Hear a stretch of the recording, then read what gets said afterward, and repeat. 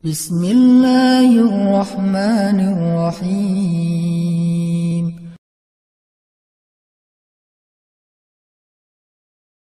Coba ingat, seandainya orang tua kita mulai sepuh, udah tua renta, apakah pernah ada adegan dalam kehidupan kita, kita membentak orang tua kita, sampai orang tua kita merasa ketakutan kepada anaknya sendiri. Orang tua kita nggak berani untuk mengatakan keinginannya, ingin dibuatkan atau ingin dimasak, ingin dibelikan satu masakan kesukaan dia, saking takut dan saking kagetnya orang tua kita terhadap sikap kita yang pernah memarahi, membentak, bahkan kadang mencela orang tua kita. Coba ingat adegan itu yang pernah terjadi di suatu pagi di rumah kita kepada orang tua kita. Adegan yang pernah terjadi di suatu malam di hadapan orang tua kita. Bahkan kadang kita pernah memarahi orang tua kita sampai dia malu di hadapan orang banyak, di hadapan saudara-saudara kita, di hadapan saudara-saudaranya, di hadapan orang banyak yang dia tidak kenal, mungkin di jalan, mungkin di pasar, mungkin di mal, mungkin dimanapun. Karena kita kecewa kepada orang tua kita, lalu kita marahi orang tua kita habis-habisan di depan orang banyak. Sampai orang tua kita merasa sedih, kecewa, lalu merasa takut kepada anak yang dulu sering dia gendong. Anak yang dulu dikecup keningnya, tetapi ketika anak ini merasa sudah mampu, sudah punya segalanya dan orang tuanya dalam keadaan lemah, dengan sombong dia membentak orang tuanya. Dengan sombong dia memarahi orang tuanya, tanpa pernah peduli dan tidak pernah lagi ingat bagaimana dulu dia diperlakukan oleh ayah ibunya. Ingat, adegan itu pernah terjadi dalam kehidupan kita. Kalau kita merasa kita tidak pernah melakukan itu, mungkin kita adalah seorang pelupa.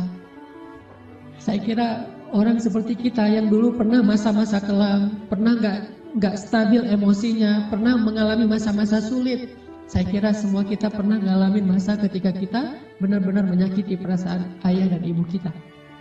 Kita buang semua jasa mereka, lalu kita mengatakan kalimat-kalimat yang seolah-olah kita adalah anak yang tidak pernah mendapatkan kebaikan dari orang tua kita.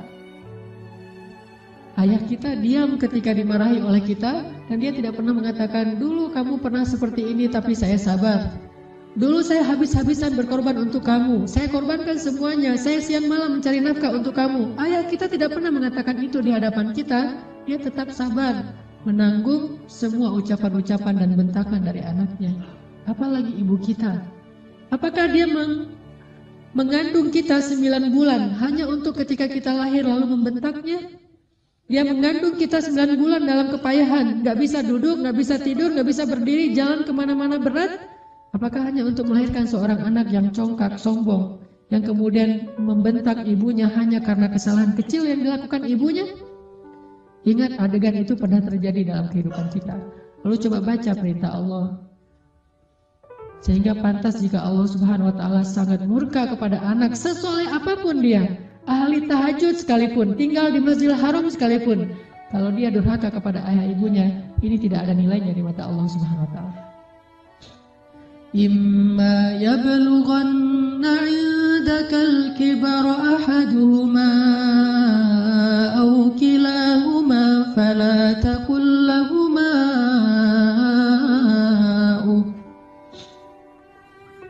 Seandainya salah satu dari mereka atau keduanya tumbuh atau hidup bersama kalian dalam tanggungan kalian, maka janganlah sekali-kali kalian mengatakan kepada keduanya kalimat-kalimat yang menyakiti. Uffin.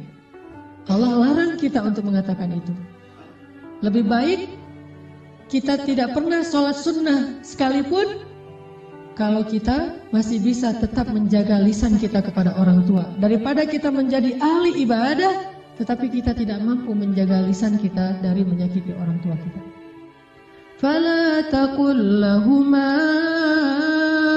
أف ولا تنهرهما فلا تقل لهما أف ولا تنهرهما وقل لهما قولا كريما. فلا تقل لهما أف. Kalimat uf ini adalah kalimat ketika seorang anak tidak mau mendengar ucapan nasihat dari orang tuanya, dia berpaling, maka itu adalah kalimat uff. dia tidak mengabaikan apa yang diucapkan oleh orang tuanya adalah kalimat uff. Orang tuanya belum selesai berbicara, dia sudah pergi, itu adalah kalimat uff. Orang tuanya memberikan usulan tetapi bagi dia itu sesuatu yang tidak penting, maka itu kalimat uff. Semua kalimat mengabaikan yang menyakiti perasaan orang tua kita adalah kalimat uff. Sedangkan wala tanharhuma adalah kalimat seorang anak yang merasa lebih benar daripada orang tuanya. Kalimat sombong, kalimat yang seorang anak merasa lebih tahu daripada orang tuanya. Atau bisa jadi orang tuanya melakukan satu kesalahan kecil, lalu anaknya melarang orang tuanya melakukan kesalahan itu. Ibu, jangan malu-maluin saya di depan umum. Ayah gak usah seperti itu. Melarang orang tuanya melakukan sesuatu yang menurut dia tidak pantas, itu termasuk wala tanharhuma. Jangan larang dia, biarkan dia melakukan apa yang dia kehendaki selama itu bukan dosa besar. Bahkan apalagi urusan-urusan sepele di rumah tangga kita. Mungkin dia melakukan sesuatu yang gak berkenan bagi kita. Katakanlah misalnya dia memakai baju yang menurut kita tidak selalu pantas. Katakanlah dia beradab dengan adab yang tidak terlalu kita senangi. Jangan larang dia, tetapi ajaklah dia bicara yang baik-baik. Jangan pernah melarang dia melakukan sesuatu yang membuat dia merasa disalahkan, yang membuat dia merasa sensitif. Karena semua itu masuk wala tanharhuma. Terus apa yang harus kita lakukan? Wa qul lahuma qawlan karima. Katakan kepada keduanya ucapan yang karim, ucapan yang mulia. Bagaimana ucapan yang mulia? Disertai dengan senyum dari anaknya, dengan suara yang lemah lembut, dengan tetap menjaga perasaan orang tuanya. Itulah qawlan karima.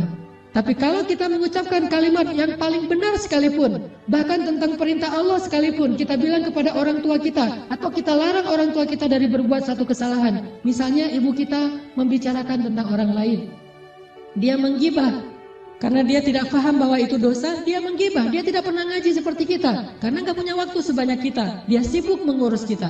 Suatu saat dia menggibah tentang saudaranya, tentang keluarga, tentang orang lain. Maka jangan larang dia dengan cara yang membuat dia merasa sakit hati, membuat dia merasa tersinggung. Walaupun dia salah dan kita yang benar, kita mengatakan kalimat yang baik, yaitu kalimat yang ibu jangan menggibah orang lain, ibu itu dosa besar dan seterusnya, yang membuat dia sedih, itu termasuk wala tanharhuma. Terus apa yang harus kita katakan? Katakan qaulan karima. Pilih kalimat yang paling baik yang bahkan belum pernah kita ucapkan semasa hidup kita. Bahkan kepada pacar kita, istri kita, suami kita, orang yang paling kita cintai pun kita belum pernah katakan kalimat sebaik itu. Katakan itu kepada orang tua. Mereka lebih berhak dapat kalimat yang terbaik dari anaknya. Siapa suami kita? Sehingga kita memilih kata-kata yang paling santun untuknya, tapi kita tidak menyedekahkan kata-kata itu untuk orang tua kita. Siapa istri kita? Pengorbanan apa yang sudah diberikan istri kita? Dia hanya datang dalam kehidupan kita karena melihat situasi kita, melihat diri kita, melihat kepribadian kita, hasil dari perjuangan orang tua kita. Harta kita yang sudah mapan, pekerjaan kita yang sudah jelas, kemudian penampilan kita yang menarik, semua ini hasil pengorbanan orang tua kita, lalu istri kita mengambil manfaat darinya. Siapa dia untuk kita lebih dahulukan daripada ayah ibu kita? Apalagi orang yang bukan siapa-siapa dalam kehidupan kita, tidak ada hubungan apapun selain pertemanan, yang kemudian kita menyebutnya sebagai kekasih kita. Apakah dia lebih berhak mendapatkan qaulan karima daripada ayah ibu kita? Makanya Allah mengatakan wa qul lahuma qaulan karima. Selalu tersenyum ketika berbicara kepada orang tua kita, bahkan dalam kondisi ketika kita tidak nyaman perasaannya, dalam kondisi kecewa sekalipun, dalam kondisi tersinggung sekalipun, kita berhak untuk tersinggung, tetapi kita tidak berhak untuk mengekspresikannya di hadapan orang tua kita. Wajar manusia tersinggung, wajar manusia kecewa, tetapi kita tidak berhak sama sekali mengekspresikan kekecewaan itu di hadapan orang tua kita. Kenapa? Allah katakan wa qul lahuma qaulan karima wa la tanharhuma. Jangan tunjukkan rasa tidak senang kalian kepada mereka. Apalagi kalau orang tua kita sudah mulai pikun. Banyak kesalahan yang dia akan lakukan. Dia datang kepada kita, kita punya budaya di keluarga bersama istri kita dan anak-anak kita. Dia datang dan melakukan hal-hal yang tidak sesuai dengan budaya di rumah kita. Kalau ayah kita seorang laki-laki yang perokok misalnya, maka dia merokok di sembarang tempat, lalu dia tidak pakai asbak, dia buang puntung rokoknya, atau mungkin debu dari rokok itu di mana-mana. Karena kita merasa bahwa rumah kita tidak punya budaya seperti ini, kita marah kepada orang tua kita. Tetap jangan marahi dia, wala tanharhuma. Jangan cela dia, jangan marahi dia, kata Allah SWT. Walaupun dia melakukan kesalahan sekalipun.